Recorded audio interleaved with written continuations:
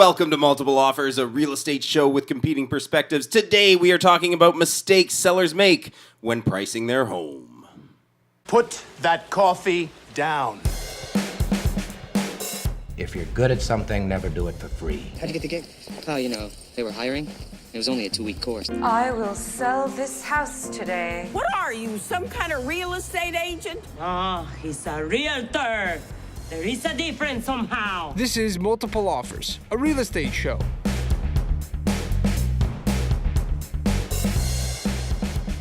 All right, guys, it is episode 49. We're one episode away from 50. It's a big deal. Oh, well, we were talking yesterday whether the big deal was 49 or whether the big deal is 52. The big deal is 49 is never not a big deal. No, 49 is not a big deal. But if the big deal is 50 or 52. Unless you are Right. the Oakland 49ers. The Why do you have to make 49 feel bad, Matt? It's never 50. The 49ers had a tough go. Sports. No, that's history. That's Gold Rush history. There is a sports team called the 49ers, is Yeah, there not? named after Gold Rush history. Don't talk to me like... Don't condescend to me, Matt. You guys fighting? Well, we just had Warming up. such a good fight last time that Matt had to take a break from the show. And That's not how it worked. I took a break the show before. I don't think so. Time is difficult. Do you guys hear our opening quote there for our show? Put that coffee down. Okay. I was playing that Glenn Ross clip Yeah. for Liz in the kitchen the other day, and then my 8-year-old heard it, and she heard the put that coffee down. She goes, "Hey, that's they stole that from Boss Baby." Wow. She's like, "Yeah, that's put that cookie down." Nice. And they changed it to coffee for Glengarry Glen Ross. According to the 8-year-old, yeah, Is it Alec Baldwin who is the Boss Baby? yeah, Perfect. That's amazing. That's good. pretty awesome. Boss Baby's a weird movie. Yeah, it is. Like Which one? There's several, right? the original, for about halfway through, it's fun, and then it gets really weird. Like almost creepy weird. Yeah, it's a ridiculous movie, but it was amazing that my 8-year-old now understands Glenn Ross references. So you schooled her and you kind of let her know. Actually, yeah. It's like when our generation's version of that would probably have been Animaniacs. Like when you see Goodfellas for the first time, you're like, oh, they stole that they from a stole cartoon. all of this from what were they called, the Good Feathers in Animaniacs. That's funny. Yeah. Well, we got a big show today. Like we said earlier, we're gonna get into how to price a home and what kind of mistakes people make. I'm stealing the news from Matt this time. That's exciting. Yeah, so big pressure there. And we got some stories and some questions and all sorts of stuff. Was the Boss Baby, is that what's going on, Matt? That's just me saying hi. That's just you saying hi? Yeah, I did interrupt your, or is it episode 50 or 52 that's the big deal? Okay, Because I didn't think 50 was the big deal. right. I think 52 is a big deal. Because 52 weeks in a year. So the 52 is... Because we publish weekly, that makes sense to me. Yeah, I'm down for that. And I think we're going to have to come up with something pretty special for 52. No. What do you mean, no? No, the audience can come up with something special. You're putting it on our listeners? You guys make our show. We've been doing this for a year. It's your turn. Come up with an episode. We did make a commitment Yeah. that we're gonna record that one in the evening. Yes, we did. After work hours. Yeah, and we're gonna have drinks. And we're going to celebrate. Because that's what you do to celebrate. We're You gonna have celebrate. drinks. Okay. Yeah. Sweet. So Matt might get a few facts wrong in that show. Nice. That's okay. So we don't have a topic for that one. We're actually going I to think the topic so far is just it's a celebration. That's all we got at do this the point. reality TV thing and do the recap and just rehash this old episodes. Like, what was your favorite moment? I feel like we did that episode already. Didn't That was we at the end of the year? That was the new year. Yeah. We did cheat and do a best of for Yeah. the end of the year. Yeah, totally. All right, I'm excited to do the news. Fine, you can do the news. I cede. I've just been handed an urgent and horrifying news story. And I need all of you to stop what you're doing and listen. I got a news flash for you, Walter Cronkite. I am enlightened. Do it live! I'll write it and we'll do it live! This is Multiple Offers, a real estate show.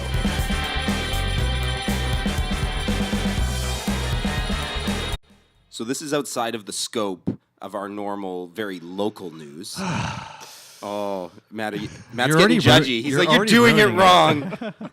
But I thought this was a pretty exciting news headline. You can do the news however you want to do the news today. Thanks, Jer. Yeah. I appreciate your support. So this is what the Washington Post has to say. Facebook sued for allegedly allowing housing advertisers to discriminate. Have you guys seen this so far? Nope, haven't seen it. No, this is news. Tell me more. Okay, so what's going on is, you know how if I'm a single mom and I'm reading a lot of single mom articles on Facebook, Facebook knows, okay, I should show single mom stuff to this person. So there's actually a lawsuit that was filed last Tuesday in New York, and we don't have this here in Canada, but in the States they have something. Do you guys know about the fair housing issues that the States have? Never heard of it. I have a very high level, like, I don't know much. Right. So the Coles Notes of fair housing in the States is you are not allowed to target a specific group with real estate advertising because they consider that discrimination. But they can go way too far with this. When I was in Vegas, we were talking about how a lot of times with video marketing specifically, you sell lifestyle. You're like, I'm going to go show you this park down the street. You're 2 blocks away from Herbert Spencer Elementary School. That would be considered discriminatory advertising under the fair housing rules because what if they don't have kids? You're saying that this is a house only for people with kids? Like, that's how far That's crazy. they go in the States. So because Facebook allows realtors to target parents or single moms or retirees, this lawsuit is saying that that's discrimination. And basically the quote here is, amid growing public concern in the past weeks that Facebook has mishandled users' data, our investigation shows that they also allow and encourage paid advertisers to discriminate using a vast trove of personal data. And they're going after real estate ads So specifically. it's because, I mean, that's how marketing and advertisement works in general, like 100%. But I guess because the product is housing and that's a hot topic. Yeah, fair housing is a issue. specific thing. And I noticed recently when I'm running real estate ads, this is bleeding over to Canada. I got a form that got sent to me and explained fair housing and was like, you have to agree that this ad does not breach any of these terms. And it's so ridiculous because we don't even have these rules. Like, we're perfectly allowed to say, oh, if you're a parent, this is a fantastic spot because you can walk to Herbert Spencer or whatever. Or my ad that I've created is showing how awesome this house is for those people. Yeah. And so I want them to see it. But I also want dog people to see it. Yeah. Yeah, don't discriminate against cat people, Jer. Oh, cat people? Yeah, you can walk your cat. I guess you can. Yeah. That's kind of a weird thing. Because, I mean, that's the whole point of, the whole point to advertising is to go after the specific people that you're trying to sell your product to. Yeah, it's kind of upsetting to me. Like, it's too bad that Facebook is being targeted for it because they just have a mechanism that does it. But that is the law. I think it's a stupid law. Yeah. Yeah. But we don't live in the States, or we're not advertising there. So Yeah, it's insane that it affects us. For sure. Yeah, I mean, that part's strange. But I do understand where it could stem from, but it's clearly broken. I mean, that would have started out when it was like newspaper ads.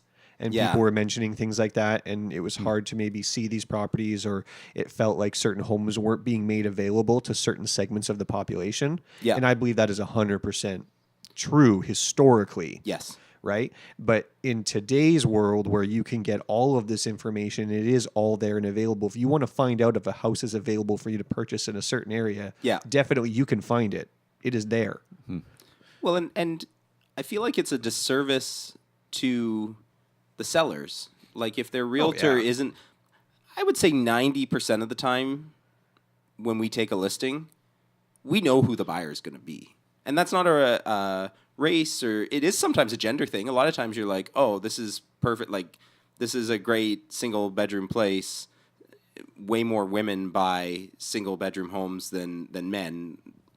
You know, it's either going to be a couple or a single woman. Like, if you know who those buyers are, it is very beneficial to your seller to target those people with if we're going to spend money advertising their home, they'd rather we spend that money targeting people who actually would buy it. Like, I'm not going to advertise to single parents a retirement community.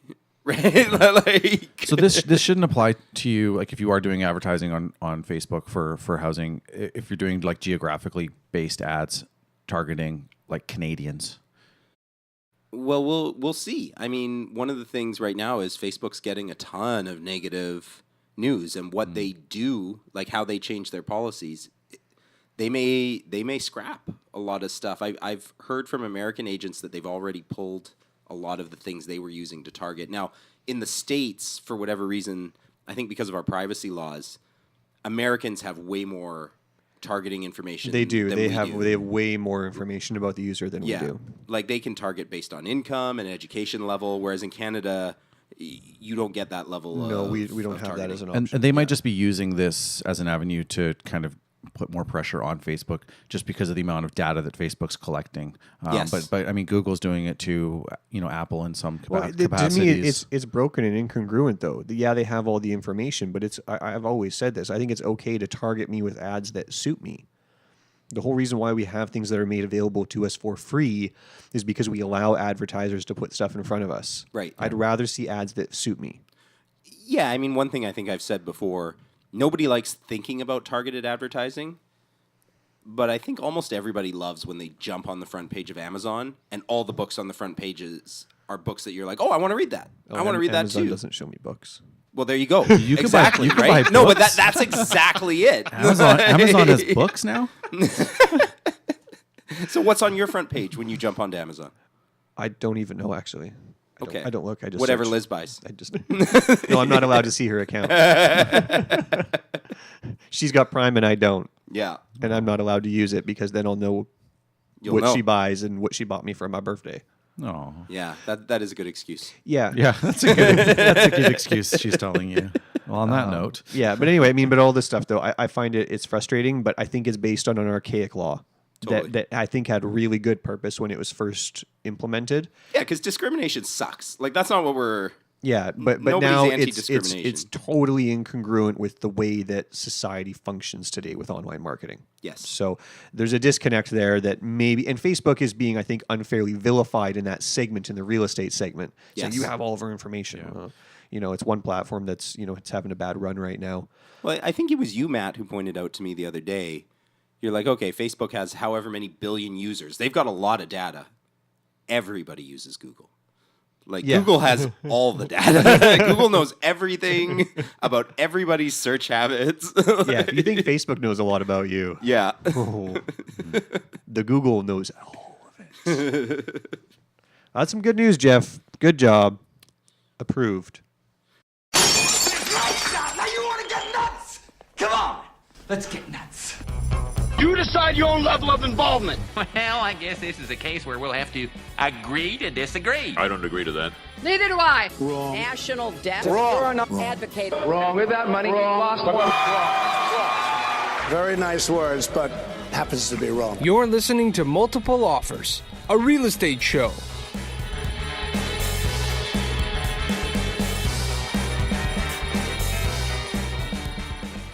Okay, so today, as we talked about, we are going to be talking about how to price a home, and we're also going to be talking about the mistakes that sellers make when they price a home. Before we get into all of that, though, why is this important? because you want your house to sell. Sure, but let's say I'm not in a rush. Ooh, the old I'm not in a rush. Well, that can backfire because usually that's anybody that's kind of thinking that is I will try and get the most money, and the only way for me to find out the most money is by charging or at least having an asking price that is the highest. Because it only takes one, right? You only need. do we want to go through all the cliches? Yeah, I'm just full on trolling. Should that can be an episode of just real estate cliches. Yeah. You only need one. Yeah, you could find that one if they see your property. Then maybe I think if your place is, I mean, if it's unique enough, then maybe you can get that one person to buy that for overpaying for it essentially. But I don't know if I would want to base my family's goals on moving and upsizing, downsizing based on a 1% chance. Okay, so the reason why we're bringing this up and the reason why you don't want to get your price wrong is because you don't want to get stuck on the market for too long. I mean, really, that's it. You're saying, yeah, I want to sell my house. But if you get your price wrong and you hang in there. I mean, the most common, the biggest risk is that you're on the market for 2 or 3 months. Yeah. How long is too long right now? Right. Do you think the public would start to think there's something wrong with this place? So No one has bought it. So a year ago, I would have said 13 days. Yeah. And now it's about 2 months to me. If it's been about 2 months, it's 2 months, yeah. I'd say after about 2 months, it's like, okay, yeah. Without a price change or just in general? Yeah. It's like, okay, your price isn't getting it done, right? So then, okay, now you reduce your price. But now the problem with that we all have this discussion with our clients is that now people say, well, it's been 2 months though.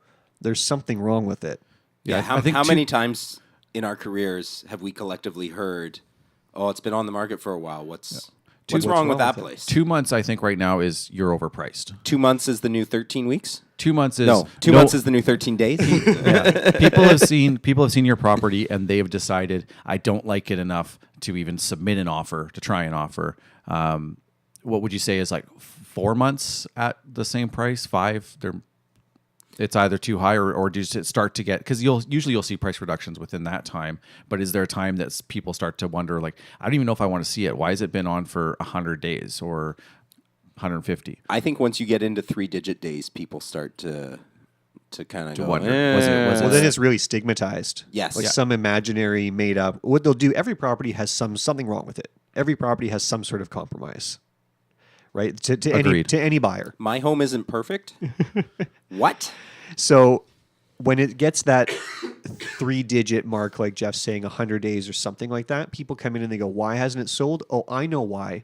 It's because of this negative thing that everybody will notice. So you're saying they make up their own story? Yeah. They find the one negative that everybody can look past in the first 30 days, and then it becomes more and more enhanced. It is now the made up, the manufactured reason why everybody else didn't buy it. So that's probably why I shouldn't buy it, or I'm going to be the sucker holding the property that's got, the view of the garbage cans. Right. Yeah. So you think that, so the reason why a seller might be wanting that, obviously they want the most money for their property, so they want to do that.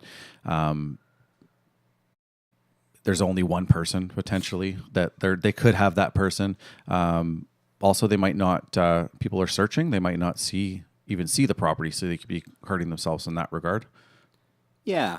I think another possible trap that, or not trap so much, but danger of pricing your home wrong to begin with in this market is you may just always be playing catch up. As the market continues to fall, which may change soon, but we don't know, you might get to a point where you're like, okay, my realtor, Matt Brabbins, told me my home was worth $500,000 and I wanted $550,000. We tried for 2 months.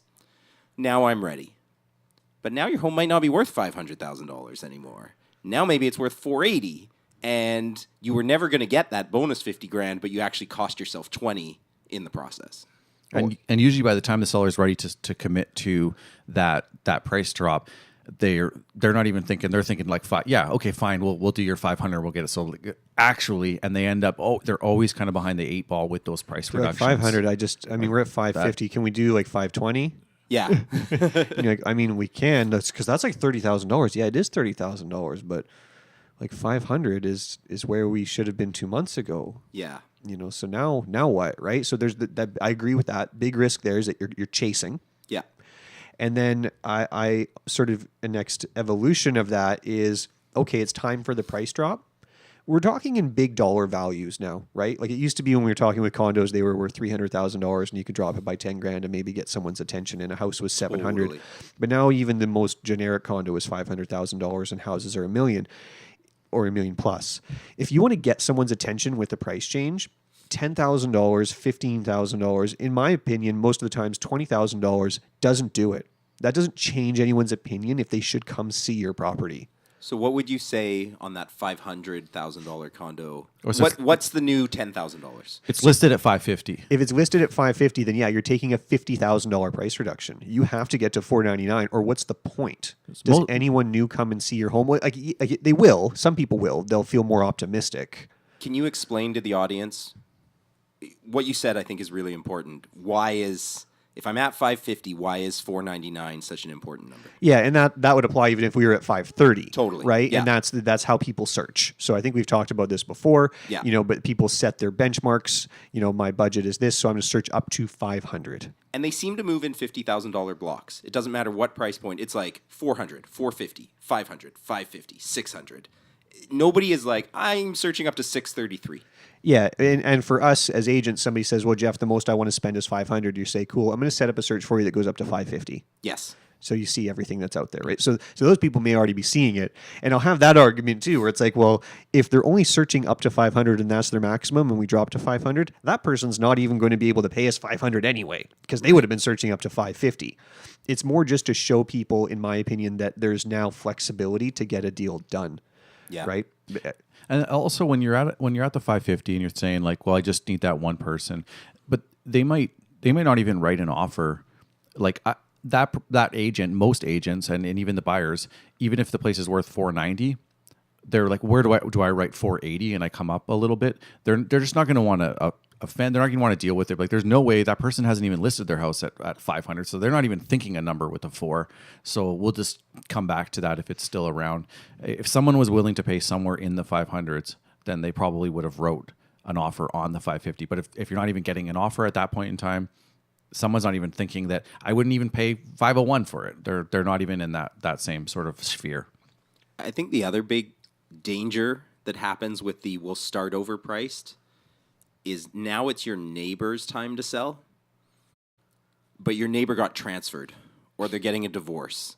Or they're buying they're moving up and that property is way cheaper, so they don't care. And I've seen this over and over again over the past year. Somebody in the complex decides, I'm going to price it really low because it's got to sell. And then when it sells, it doesn't matter that they had all these reasons. All the buyers are now looking at that's the new benchmark. Yeah.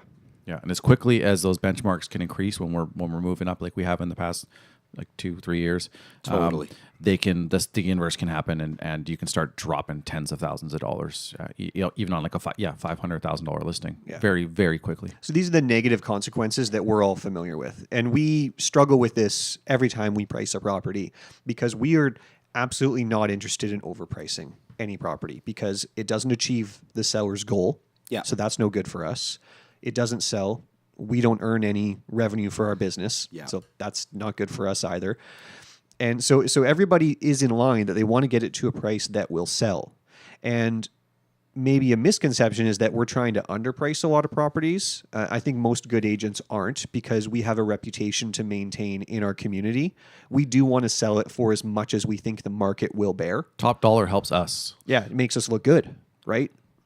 And there's also actually... There's a really good point there, Matt, about in our community. I feel like there's more pressure to get top dollar in an area that you work on a regular basis and you're dealing with other agents in the neighborhood because sellers probably don't know this, but if an agent underprices a home, every other agent in that area is like, what are you doing? You just made my life so much harder. like there's a real reaction, whereas like that example I gave of a neighbor in the complex dropping their price, that just happened. And I won't bring up the complex, but it's one in New West in a place that I have a listing. And it's an out-of-town agent. I don't know if they knew. My assumption when it's an agent who doesn't really work the area on a regular basis is that it's an accident. It's just where my brain goes. And that public perception, like there's buildings around town that we do a lot of business in, and I said a business. Geoff, we were editing episode 48 yesterday, and you're giving me a hard time about saying a business. You did a business. I got Jer. We played it over and over again, except I didn't say a business, but you called me out for saying a business.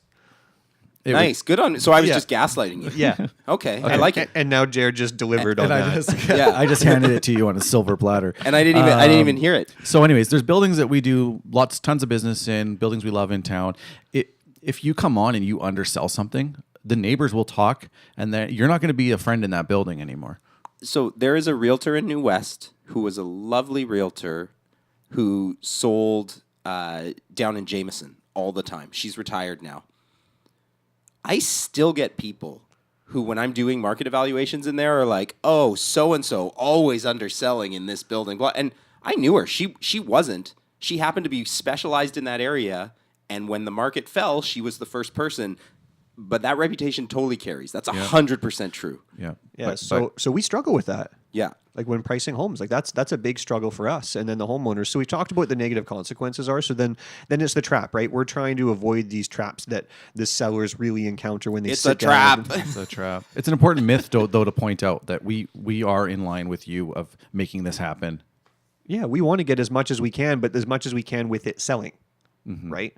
So that's where we have very common recurring conversations with sellers that start with, I'll start with one of my favorite quotes. Well, we can start high. We can always go down. You can't go up. Yeah. This one, I think, really highlights what we were just talking about. Like, yeah, it is hard to go up. Going up, I do agree with that part of it. If you start low and raise your price, and we do see this on a regular basis, you're in a terrible position. This is an awful place. But just because you're down now doesn't mean you can't go down way further. Like time is of the essence right now in a falling market for sure. I'm okay. I'm okay with testing the market. I think it depends on the type of property. If it's one that we haven't seen available in a while, there's some uniqueness to it, and there hasn't been a similar sale, and sometimes we know that there's buyers out there that are looking for that, and it just hasn't come up. It's okay to do that, but I think you have to have a plan in place that if we're going to do that, we give it X amount of time. I like average days on market plus half. I often talk to sellers about if they really want to try a price that is a bit of a moonshot. If the average days on market is a month, I'll be like, okay, why don't we try this for 6 weeks? And then at 6 weeks, we'll reevaluate because, like we said, we don't want to get to 3 months. We don't want to get to 4 months. Yeah, the most important conversation I have around that, and sellers make up their minds and they take very different approaches to this, but what I always want everyone to know, we talked about searches, right? People search up to 500 or 600 or whatever it is. That first week on the market is your most important. Totally. So if your price is way off in the first week, you have really shot yourself in the foot, no matter how many corrective measures you take after that. And I just say the example of if there's 400 people out in the marketplace who have got an agent and have said, I'm interested in a 2-bedroom condo in New West. Set me up for a search. I'm interested. Every condo that comes up that fits their criteria comes automatically to their inbox. All 400 of those people see it when that listing is new to the MLS. Yeah. They're going to make a decision in the first 5-6 days of that hitting their inbox. Am I curious about this? Am I considering seeing it? Some of it will definitely, most people, if they are interested, will see it in the first week. And then some who are maybe a little slow to react will definitely see it within the first 2 weeks. But after that, everyone who comes and sees a listing after week 2 wasn't interested when it first came on because the price wasn't quite right or some other criteria about it, or they are new to the New West market. Right. They might not have been looking. They just weren't looking then. Yeah. So you've got 400 people when you hit MLS, and then after week 2, it's just a trickle in. Yeah. It's, this person kind of now is newly considerate. This person is newly considering New West as an option, and it's just trickle. And no matter how many corrective measures you take, you've lost your momentum with that first batch, your biggest batch of prospects. Yeah. And that's where I want to emphasize that people are like, well, start high, I can always go down. I'm like, well, but if we start right, you've got so much more power in the marketplace. Yeah, just think about the open houses. The drop off on how many people, like if your first open house gets 15 to 20 people in its very first weekend, what are you going to get week 2 and week 3?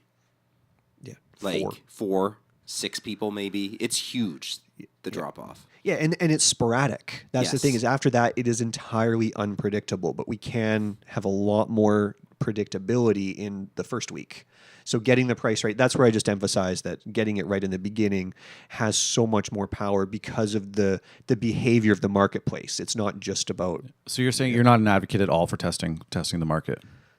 Well, I think there's so much more power in getting it right from the beginning. But I agree with your point. It depends on the property. That if it's a really hard one to price, like you're saying, because it's unique and we know that it could attract a really strong buyer who maybe isn't out there looking right now. They're the one who is going to be a little slow to trickle in. Typically, the higher the price point, the fewer people are looking at any given moment. So you do just kind of have to wait for them to materialize. You can't expect your phone to be ringing off the hook. Yeah, but when that right person comes, they'll pay. It's important to mention, like it's not an exact science. When we're dealing with condos, we do have a lot more, data. Houses can be a little bit trickier depending on neighborhoods and things like that, and even who's looking in that neighborhood. Sometimes there's little micro markets, and that neighborhood's not as busy. But yeah, I mean, sometimes you just don't. You might not necessarily actually. We're not working with a spreadsheet here, counting like, okay, that was laminate flooring, but it wasn't in a bedroom, and doing plus or minuses based on thousands of dollars. It's based on we'll get to all that. So a bit of it does matter on the property. I think one of the biggest mistakes that people make when figuring out their price is looking at their neighbors' prices who aren't selling. Yeah, I'm dealing with this right now on a house in Coquitlam, and we had talked a few years ago, and her house was worth $200,000 more than it is now. And there are still a lot of people trying to get yesterday's prices. And when I talk to her, her first reaction, and I get it, is how could I possibly list at that price? All of my neighbors are asking these higher prices. The problem is there hasn't been a sale this year. There's a lot of houses, and none of them are selling at that price point. At the price point we're talking about, stuff sells. But yes. Yeah, I think that's a really, really common trap. We can all sit around and ask $200,000, too much money, and we'll all just sit and not sell together. Getting fixated on the active listing prices. Yeah, someone else in my neighborhood is asking this much. And also the status of listing price. Like, I think there's a part of it that is, what would my neighbors think? Like, I'm the one who's dragging down the that's price. fair. Yeah. Well, you won't have to worry because you're moving. And they're not. Yeah, they've been on the market for 8 months and not sold, but you're the reason. Yeah, you're going to ruin it for them. I totally agree. I think that's a really common one is looking at the active stuff out there. And you speak to that too, like, well, if they're asking 1.2 million, and I think this is how people turn into this one I think causes a lot of trouble for us right now, is sellers don't start their process by looking at sold data. They look at actives. Correct. And then they say, okay, well, I'm looking at that, and I'm kind of looking at what I'm thinking I want to buy and I want to move to, so I'm going to call in Geoff. And I want him to tell me what's going on. And they say, Geoff, we're thinking of selling our house. We think we're going to sell it for 1.2 million, and we want to buy this one for 1.8. Right. And you say, well, your house isn't worth 1.2. It's worth $1 million. And they go, oh, well, we brought you here to sell, but we wanted to sell for 1.2 to buy that next house up. Yeah. And then can we get that house for 1.5? And now I'm using let's just say the outcome is the gap is wider than they were expecting because they're basing it on asking prices. And I see that a lot where they come in, they have an expectation. We're really giving a lot of bad news right now when we're sitting down with sellers. Almost every evaluation. Yeah, and they do know the market is down, but they're not fully in line with it. And they can accept that the market has changed. They can accept what they're hearing in the news and all that stuff, but the gap is still too wide. Yes. And it's kind of like, well, you couldn't afford the gap 2 years ago. You still can't afford it now. Like it's actually not any more affordable to a lot of people in this marketplace. Now, but we did talk about sometimes you can get a deal if you get the right one where this segment's really far down and this segment's doing a little better. But it's hard when, we were having this conversation. You brought this up the other day, is just the emotional attachment. Like we all know real estate's just so emotional. And sometimes, because they have the wrong data, they've created this plan in their mind of, okay, now when we bring in Jared, Matt, or Geoff, so we're thinking of selling, and we're just kind of looking at numbers, and then you have to drop this bomb. They almost need some time to digest that and reevaluate if the plan still makes sense, or no, the plan is we do need to move. So how can we come up with something that works, and what can we adjust? Right. I've got another one too. We have so many traps. We're going to have to give these guys some hope soon. I know we will. I think one of the other big traps, and this is probably more of a condo thing than a house thing, is getting fixated on price per square foot. Ooh. Yep. That's a fun one. Why doesn't that work? Or does it work? Do you agree with me, first off? No, it doesn't work. Doesn't work. Once you get variations in age of property, where size can mean a lot different from a 90s build to a 2010, and quality of renovations and floor levels, diminishing returns on square footage. A one bedroom, a tiny 400 square foot apartment's going to show $1,000 a foot. Yeah, the small places always have. It's almost like a taxi cab. You know how a taxi cab has like the minimum price that starts and then it starts ticking up? Because the small bedrooms get way higher prices per square foot. Sure. Yeah. And a 1,500 square foot 2-bedroom. Yeah. Not nearly the same, because at the end of the day, it still only gives you 2 bedrooms. Yeah. And you can only sell it for what somebody will pay for it. Yeah, versus an 1,100 square foot 2 and den or 3-bedroom can get more than that 1,500 square foot 2-bedroom. Yeah. Because it offers something else.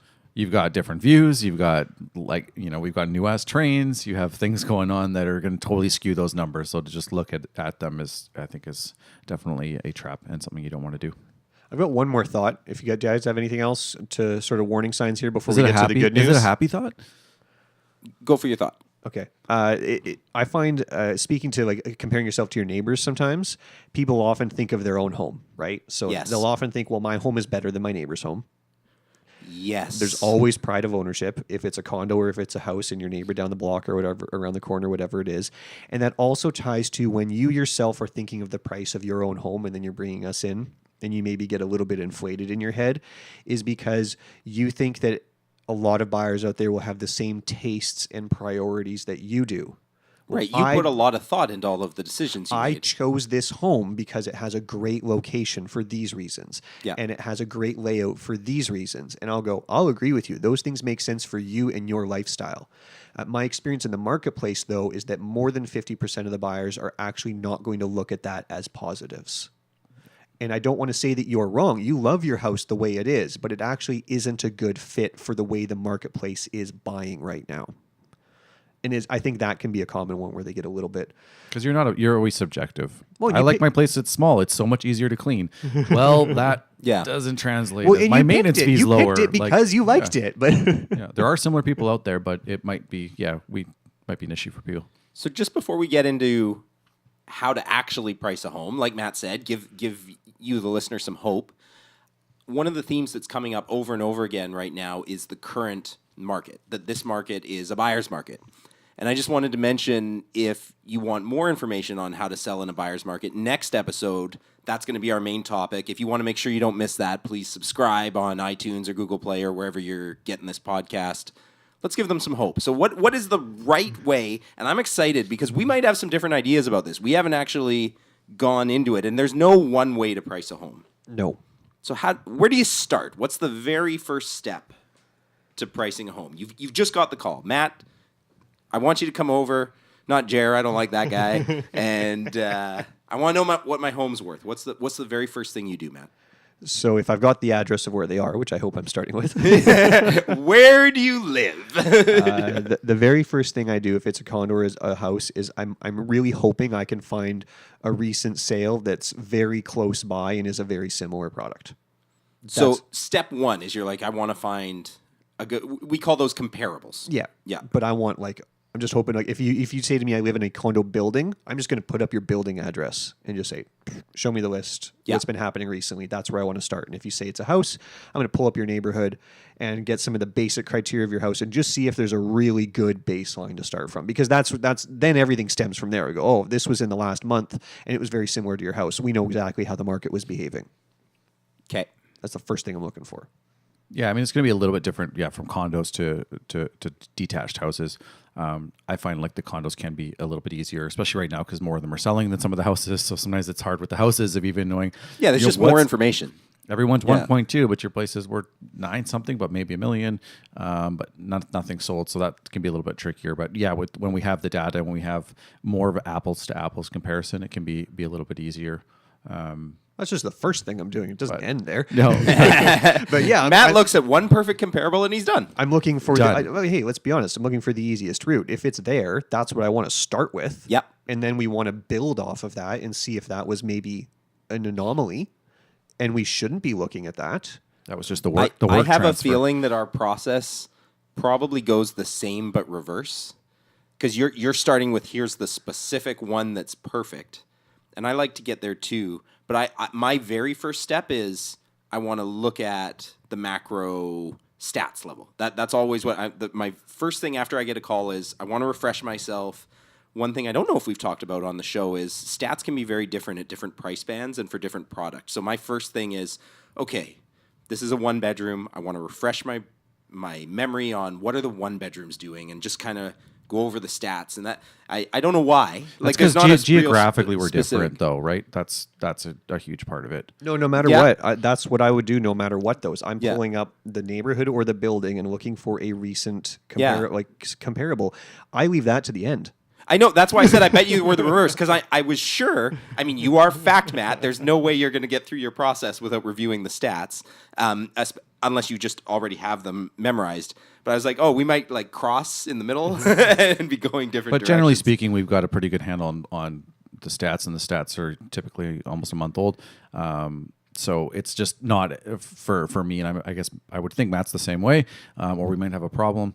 But that's already kind of in the back of our heads a lot of times. Yeah, that stuff. So it's not necessarily the first thing we're digging into. One other question about you guys having different processes that I have. One thing we do, you know how it's always a good idea to get a second opinion from a doctor. One of the nice things about working with a team, I always give the address to Dad, ask him what he thinks, but I don't share any of my information. We go off and come up with our numbers together and then compare notes and look. And most of the time we're pretty close. It's fun to do the independent. But there's a problem if we look at it, we're like, oh, wait a second, what's one of us missing if we come up with totally different numbers? Yeah, we like to do that too. Yeah. It's a perk that we have as a team. What's the next step? So you've got your good comparable. Yeah, I mean, I didn't lay out all my steps, so yeah, but I just start to go wider, right? So I go, if I've got a good comp, then build off of that. Was that anomaly? So what else? I try to keep it really recent. So I build from the most recent then. Okay, do I have other good comparable sales from the last 30 days? I try not to expand to 60 days or 90 or 6 months, because then we have to start thinking about how is the market behaving then. Well, and that's one of the reasons why I start with stats. One of the things I always look at when I start with the stats is how far back can I go? Like I always look at where was the last big change in the market, and I kind of make a mental note of don't pull comparables further than that. And if I do, I need to really tell the client. Well, then you're looking at like HPI and looking at benchmark changes, and let the listeners know what HPI is. Like housing price index. If you're just looking at that let the listeners know what housing price index is. A generalized way, and I'm not a statistician, but it's just looking at kind of composite everything that's going on in the market at that sort of given time and providing an index for it to sort of show you those fluctuations. And you can kind of look at percentages and changes based on that, of knowing what was like, I haven't had this floor plan sell since, 2 years ago or whatever. You can kind of extrapolate from that and sales that were happening for maybe similar listings. It's super complicated. Usually we don't need to go down that route. But because it can be a little bit painful, but usually we don't necessarily have to. Yeah, pull that back. Yeah, I think I'm getting a little caught up here trying to go through the whole process. That wasn't really my plan for the conversation today. We don't have to do every step. It's just to say that I break it down. Like I want to find solds first, and then I'll look at what's active, because that is your competition in the marketplace. Yes. So sold will tell you what people are selling. Actives will tell you who you've got to be better than. Yeah. Right. And that'll tell you if you can push the market a little or not, right? Yep. Like if there's nothing comparable, you're like, oh, maybe we can go for a little more. And then where we really bring in expertise, that's not just, hey, here's a number of what something sold, because we're making this sound pretty easy. Yeah. Is understanding the nuances of how your property is different from these sales. Right. And there can be small differences that a seller doesn't think necessarily makes a big difference. And one that I wrote down that I think maybe is an example that could resonate to a lot of people is that if you run into a house where somebody's done renovations and they have 3 bathrooms, but they removed the bathtub and there is now no bathtub in that house, that becomes problematic for families. You can't raise a toddler without a bathtub. Yeah, and that's where it's important to know too who's the demographic that legally we may not be able to discriminate to. Like I've got a condo coming up in downtown Vancouver that did exactly what you just said. But families are not the target audience for this place. This place is super cool. Yes. And a young professional. But that's the nuance that we can look at. But it's like, hey, look, I know this is going to be targeted to families, and you didn't just take out the bathtub. You took out the bathtub and made this bathroom smaller to punch out another room. So now there is no space for a bathtub. Yes. So we've cut out a massive segment of people who would buy this. So now it has a bigger impact than just a $500 bathtub, is my point. This brings up a good question. Do you guys do so when we're doing a market evaluation, just to keep the listeners in the loop, there's a big difference between some realtors like to go visit once and give a price, and some realtors like to go visit once, leave, and then come back to a price with a price. I think the idea there being whether you need to really have seen it before you're able to come up with your number. What is your guys' one step preferred? versus two step? Yeah. It'll depend. Sometimes people are really early on in their process. Yeah. And you know their place and like maybe you've been in it a while ago and they just want a bit of a range. Depending on where they're at, you can sometimes you can just do it in one step. Just go there and be like, this is we have a pretty good idea of what your place is going to go for right now. But right now it's more often than not we're going, and it's kind of hard to give somebody, if they're like, I'm ready to sell this thing, what do we need to do, to give them a fairly concrete numbers, more as accurate as possible without getting in there, because their description of the place could be different. There's like little nuances, like Matt mentioned, that, whoa, I didn't know you did this. Like this can change things a bit, and actually going and crunching the numbers, and then instead of coming up with maybe 12 listings that are kind of similar, now you can actually come back and focus on like, I've been in these houses and these are very similar, and give them a more accurate number, which I think is the key thing. Yeah, I think as a general rule of thumb, my answer is 2 steps. I prefer 2 steps as well. I had, and it's funny, a lot of times people on the phone will either just want you to give them a number over the phone, which if you're rattling a number off, that's a trap. That's a trap. So what do you think my place is worth? Yeah. It's a 2-bedroom. Or they're like, oh yeah, just come over and tell me a price. And I mean, I had one that they really wanted it, and then once I got there last week, I had to abort because they put in a basement suite that they didn't tell me about over the phone. And I'm like, nothing I brought has anything to do with what you're worth now. You've got an extra 1,000 square feet that you finished and put in a suite. Yeah, I went into a condo last week. Same thing. It's a 2-bedroom and den. So I brought all the 2-bedroom and den comps. Yeah. And then I show up and they're all really proud. They're like, we got permission from Strata. We framed in the den and it's a bedroom now. Yeah. And I was like, oh. So nothing I was looking at So applies. they're close, but this is actually superior, and I wasn't looking at 3 bedrooms. So then you do need time to digest, just because you understand the details of the home. Just kind of digesting and thinking about, okay, how is the market going to react to this one? Because it's not simple math. It's not just like, oh, a bedroom is worth $50,000. Boom. Yeah, no. Exactly, right? So there's all these little things. So I just use that example of like, I think the bathtub is good for you because you mentioned the downtown thing. Yeah. Kids don't apply there. Yeah. But if you don't have the option to put that back in, you could take 2 identical houses, detached houses. We see this a lot in one city block where somebody built a couple that were the same in the 50s or 60s. Yeah. And it's like, well, my house is the same as my neighbor's house, so I should get roughly the same price as my neighbor. It's like, well, no, you can't now, because someone's got to go in and spend $20,000 and go through all the hassle of undoing your modifications to your bathroom setup to now put in a tub, because they've been there for 25 years. The kids moved out. They didn't need a tub. Mom and dad wanted a better ensuite bathroom. So Right. they dropped the tub, made this awesome walk-in shower, and they're really proud of it. But it's like, but now when the next family comes in, like, this doesn't work for them. And that's how pricing becomes really complicated. Right. Let's talk about something Jer hinted at earlier, which is, okay, well, I put in hardwood floors. That's worth X amount of dollars. How do you account for upgrades? It's tough because this is what I struggle with. Quality I of think this is work, the hardest part of quality pricing a of home. materials, and then design choices with color and that kind of stuff. What's a buyer actually think that's worth? They might not. Yeah. Laminate looks fine to me. Like, I don't. Is that better that it's wood on top? Like, it might damage easier. Like, it might. I spent good money on upgrades in my place for things that, they'll be good for resale, but also like I've been spending money on things that if I end up staying there a while, which is always an option, I'm going to enjoy having them and liking them there. So doing renovations and things like that, it's like, how was it done? And like quality of work is huge. Somebody can put in, like, I just put 10 grand worth of floors in my place, and you're like, you didn't level the floor. Like, it's not actually. Well, we've talked about this in different renovation episodes, right? Yeah. Where that can weigh in. So how does it weigh into our pricing? It depends on the region, right? Yeah. So if you go too high end and the region won't support that, then you won't get rewarded. We can't factor that into the pricing. You can tell me I spent $200,000 renovating my condo, and I'll go, that is awesome. This looks amazing, but we don't have a lot of buyers for that here. That's, I think, a real important thing for our listeners to understand, that what you spent on the renovation, what it matters. Like it's not like it doesn't matter at all, but it doesn't equate. It's not just a 1-for-1. I spent $100,000, so my condo is worth $100,000 more. Nope. Yeah, it's hard because we've seen a couple flips in New West that have come up for sale. I bought it for $500, now I've got it for sale for $600, but it's an old building. It's not a sexy building. It's got some problems. And you go, now that we're at the $600,000 mark, it doesn't matter how nice this unit is inside. For $600,000, I got a whole bunch of other options and much better buildings that will give me more satisfaction.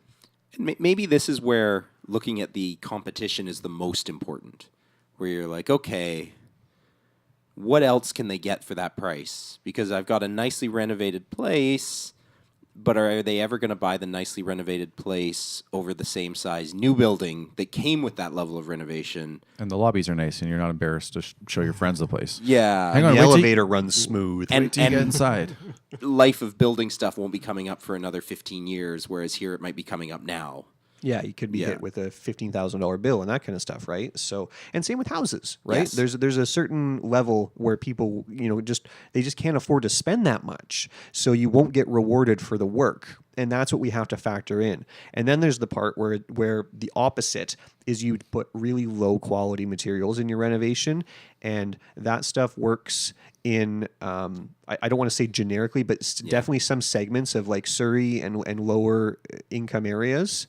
Lower quality work will get rewarded. But if you do that in downtown Vancouver, or you do that now in New West, most buyers are discerning that they'll walk in and go, yeah, I see that they put in new flooring, but this is not good enough. It's just I can't reward it. It's actually at more all. work. Yeah. I'm going to need to rip it out, and you're wanting me to pay for it. Yeah, you really need to know if you're doing the work purely to raise the value of your home, not like what Jared was talking about.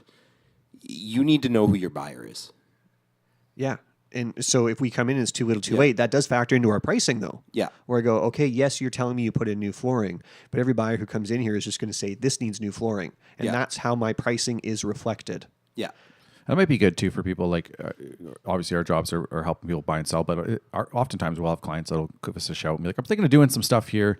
I need the name of your contractor, someone you can recommend. But also, do you think this is worth it? We're not selling now, but maybe in the next 5 years, is this a waste, or what's something that we could do that would make this better?" I'm thinking about taking the bathtub out, Matt. Yeah, is that a good idea? Is my area hip and cool or family friendly? I've got 3 bedrooms upstairs in my house, and I just kind of want a really cool, like, big walk-in closet and a big walk-in shower. And I was thinking about maybe just deleting that other bedroom. Like, good idea. Yeah. When that and factors, that's gonna depend, and that factors into our pricing, because they'll say, I'm still a 3-bedroom house. One of them's in the basement. And we'll say, very different. Your 3-bedroom house here and your 3-bedroom house, the one around the corner that sold for the price that you're trying to get, don't work because the young families want their kids on the same level as them. And they'll pay for it. Absolutely. Yeah. Right? So these things matter when we're pricing. So it's not just price per square foot. It's not number of bedrooms, number of bathrooms. That floor plan really matters. All of these things. So anyway, I think the listener is getting it now that there's a lot of nuance to it. And obviously we can't break down every little example, but I think we've given the highlights of how we can look at renovations, how we can look at floor plan, how we look at competition in the marketplace, the importance of sales, the recency of those sales, the type of the market. Yeah. And then if the market's strong or if it's weak, I mean, somebody might be listening to this a year from now where the market is much stronger than it is now. It still matters that you don't want to be overpriced, because your pricing matters there, that you want to entice the people to get that good competitive multiple offer. It always matters. So I think then, now that we've talked about kind of the process of how we've kind of boiled it down and decided where it fits in the marketplace, how do you make that final recommendation to the seller? Do you sit down, Geoff, and say, okay, we've talked about all of it. I came in knowing your home would be worth somewhere between $750,000 and $850,000. Do you give them one number and say, this is my recommended list price? I usually, yes. I start with, here's where I think it's going to sell. I always caveat it that today the market is changing and there's a bunch of stuff, but here's where I think you can expect.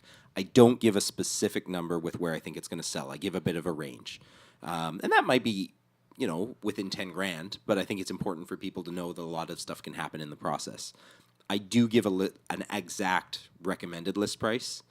And I often, like Jer was alluding to earlier, will talk about a few options there. I'm like, here's where I would do it.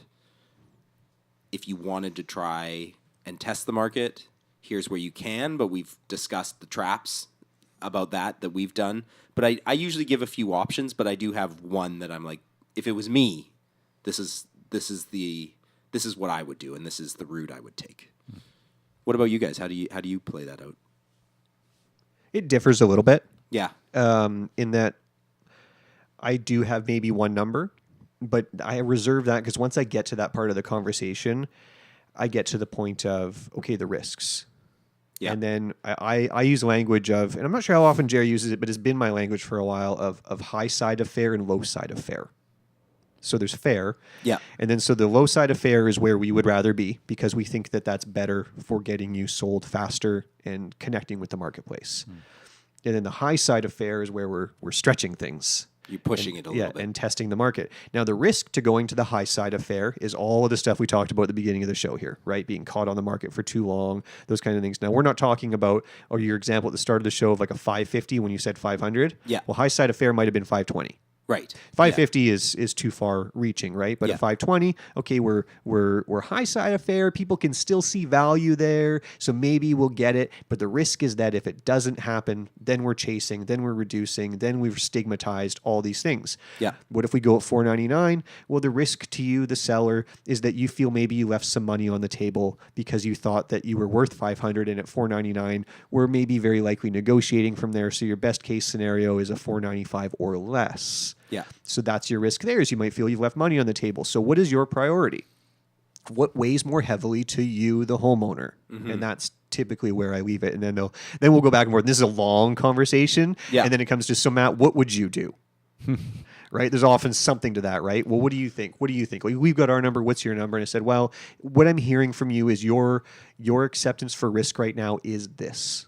Right. And I think that you're really interested in getting a little more money, or this won't all work for you. So maybe we do need to go up here, but we need to have a plan to do something about that on the high side of fair. Or you're telling me your priority is now. And so we've got to be down here. One thing I always say too, when I give my number, because it's important to know everything you said, high side of fair, low side of fair. I often talk about the range. I always caveat it with, look, I'm the expert. That's why you brought me here. But you're the boss. It's your home. You get to decide where you price your home. Now, it's my job to always give you the advice. So my advice is you price it here. That's where we're going to get the best results. But, if I'm saying $499 and you want to try it at $520, it's my job to tell you the risks there. But at the end of the day, you're the only person who lives with that. That's your choice. We leave it up to them. And as long as we're providers of information, but really we're trying to make a plan for them, right? Totally. That's exactly it. It's our job to provide a plan. Yeah, and as long as we've given you the correct information and aren't sugarcoating anything, but or open and honest about it, then they can it's their job to take that information and do what they want with it. We can just give the advice.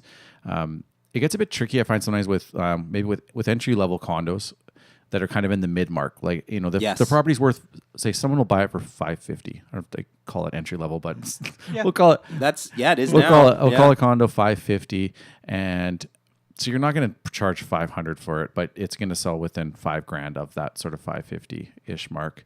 Is how much above do you go? Something that we kind of battle with sometimes. What's the testing it number? Yeah. And what does someone need to? Where's that threshold, like we talked about earlier, that even if it is a bit high, someone should still be interested in writing on it, but that's a fine line too. Yeah, because you do need a little buffer for the seller to negotiate, because the buyers are going to want to negotiate. They need to feel like they got in the low side of fair or towards them, right? Yeah, for sure. Yeah, we in today's market, we need the buyer to feel like they win. Yeah. They need to feel like they got a win. They're definitely looking for a win. Yeah. So yeah, if you say like, well, my bottom line is 550, so we can list it at 550, Jeremy, you're like, okay, we're not going to be able to achieve that because the buyer needs to get a win. Right. So I think that summarizes it really well, though. I mean, we've gone through a lot of the nuances of how we got there, but at the end of the day, like you said, Geoff, the seller is the boss. Yes. And the language I was using was understanding their priorities and giving them options to understand their valuation and then get an asking price that fits that. And I guess we never really said this quite so clearly. You did say it once, but your asking price is not the expected sale price. Like you said very important. Like the purpose of this episode was how do you price a home? That's the asking price. That is not our expected sale price. And you said you get to that in your meeting there as you say, this is where I think it's going to sell. Yes. And this is where I think we should ask. Yes, for sure. And there's a lot here. If anybody listening to this wants to have a deeper conversation about it, feel free to get in touch with any of us. If you want to reach Matt or Jer, they are at thenewwestguys.com. If you want to talk to me, I'm at realestatennewwest.com. And all of us would be very happy to have a more in-depth conversation. This is what we do. Yeah, absolutely. And if you're listening from outside of the Metro Vancouver area and you don't know who to call, certainly let us know and we'll do our best to help. Yeah, because we wouldn't be able to, like, I don't know the Toronto market, but we all know very good agents in those areas, so we can help you get in touch with somebody awesome. And we're going to dig into even some of these sort of themes next week. Yes. And how they apply and just digging a bit deeper into, because I think we would all agree we're kind of around that sort of buyer's market still. Yeah.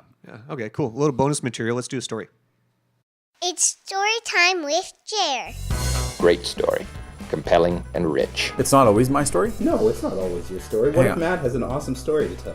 Well, he can tell it to me or write it down and I will paraphrase. This is Multiple Offers, a real estate show.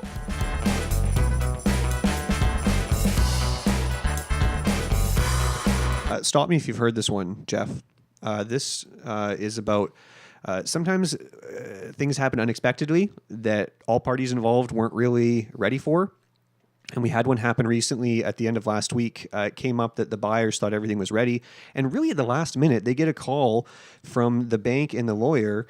And they're like, hey, it seems like everybody thought everything was cool, but we need an appraisal on this and we didn't do one. Have you heard this story, Geoff? Something familiar about it. You jerks. So Matt's talking about a deal that we're working on together. Oops.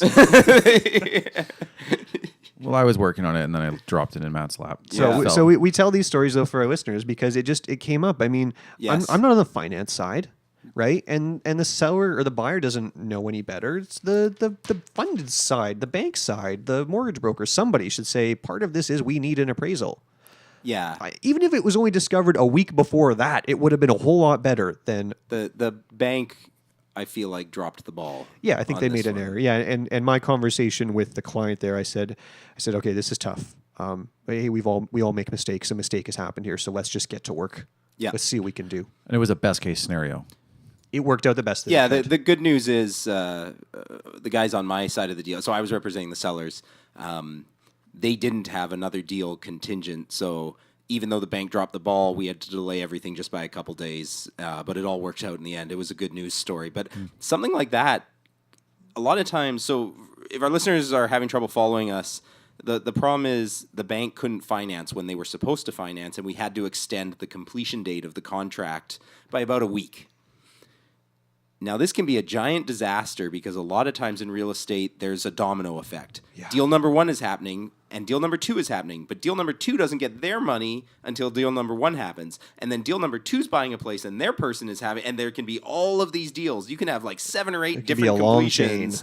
And if somebody gets screwed up along the way, it can be an absolute nightmare for everybody. Yeah, so money, we were money really just keeps lucky. moving along. Yeah, we were really fortunate. Yeah. So sometimes there can be no changes can happen. Yeah. So we didn't have enough time there was no possible way that the funds would have been ready for our completion date. Yeah. So the request went from Jeremy and I to Geoff, and Geoff gave us some good news and said, fortunately, the seller isn't bound to that particular date, so we can do an extension and everything will be okay. Yeah, that was the first time in my career that's happened. I had never had a buyer not be able to complete on the day that they were supposed to before. I'd had a few scares where people thought that they weren't. Yeah, and this one was like, oh my gosh, this is going to be really bad. This could be really bad. Yeah. And then it just worked out for us. So, we were lucky. So the moral of the story is, you put a lot of pressure on us as your agent and definitely, put some pressure on your bank and whoever's giving you those funds, because at the end of the day, you need the money. Yes. So have some check-ins with them and say, hey, is everything sorted? Because that feels really automatic. Like it always has for me when I bought. I just signed a mortgage agreement. Like, okay, well, that was it. Yeah. And then I'll show up at the lawyer's 2 months later and then I get a house. It's kind of like one thing I've discovered over the years is when you're a kid, you really think doctors know everything. And you reach a point as an adult, I don't know if you guys have gone through this, where you're like, oh, the doctors are getting so much younger, and they're not. You're actually getting old. But I've realized over the years that you have to be your own advocate within the medical system. Like, if you don't fight for yourself, you can get lost in the system. And this is true in real estate as well. We assume that the bankers are all doing their job and everybody's a professional, but mistakes can happen, and they don't happen very often. But if they do, they could be absolutely disastrous. Yeah, the squeaky wheel keep you on your toes. Because the downside of this version of things is there could have been lawsuits. It could have been really ugly. We'd have to cancel the show because we wouldn't have been talking to each other anymore. Yeah, definitely. So that's a good way of putting it. So be your own advocate. Look out for yourself. Ask questions, and people will be just a little more on their toes helping you out. And I think that wraps up our show for today. Yeah, that was a nice, meaty discussion, so I think that's a good place to leave it there. If you guys have any feedback for the show, well, you can leave that at feedback@morealestateshow.com. Or Instagram. Follow us on Instagram. Yes. Also at Mo Real Estate Show. Correct? Is that our Instagram? Yeah, you just type it out. I think autocorrect will help you out. More Ale States How. At More Ale States How. Used to be a beer show. Yeah. And if you're enjoying the show, please leave us a 5-star review on iTunes or Google Play or wherever you're getting our podcast from. I think that's going to do it. Thanks, guys. Thanks. Bye.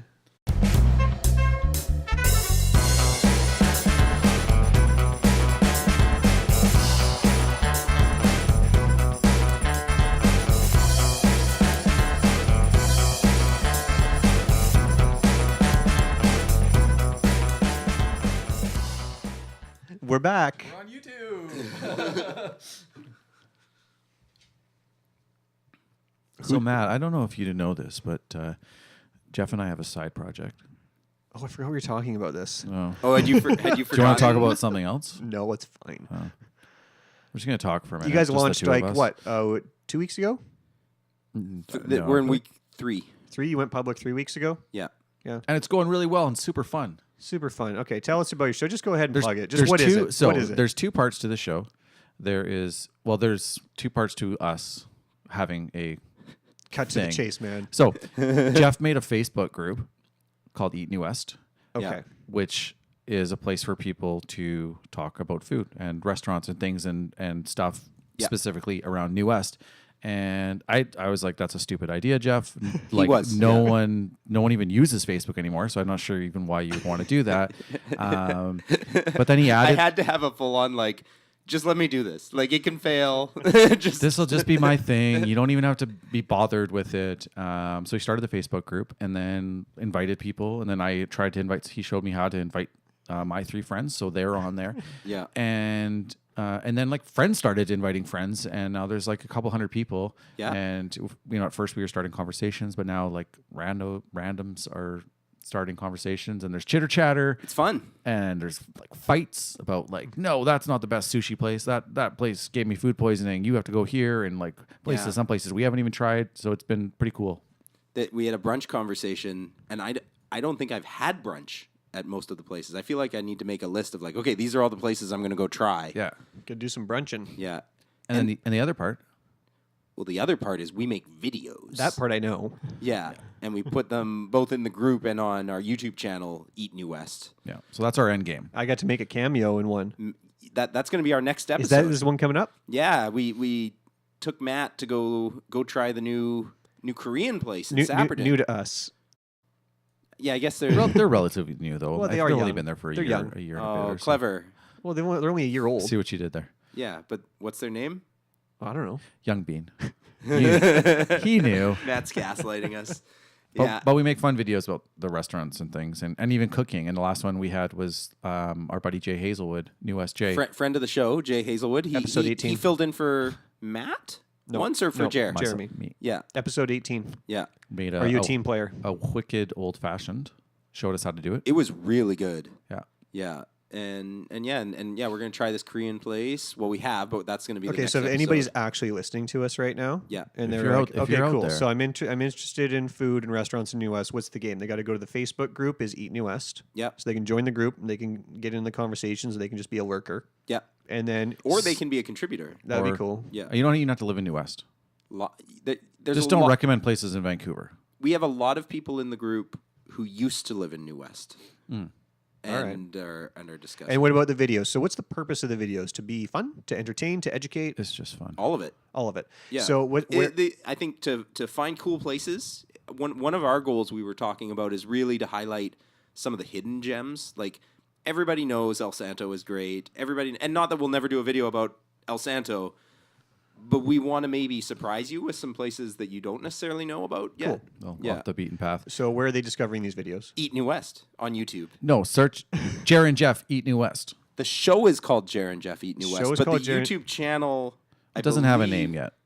Well, you have a channel. No, It's the got YouTube channel has a name. There's no.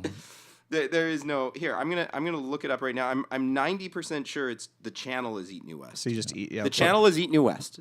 So YouTube. Yeah. Subscribe. You can get the videos there. Eat New West, and then on the Facebook, if you put in Eat New West, you're gonna find all of these Yeah. different things going on. Okay, cool. Nice little side project. Thanks for inviting me to lunch. Oh, and I didn't even play this episode. Let's just close. You guys done? Are you actually done? Are we done? Because it's after the credits, are you gonna play this uncensored? Yeah. All right. Wow. I mean, I meant to It play was it supposed earlier. to be in the intro. Price is wrong, bitch. And that's the show title.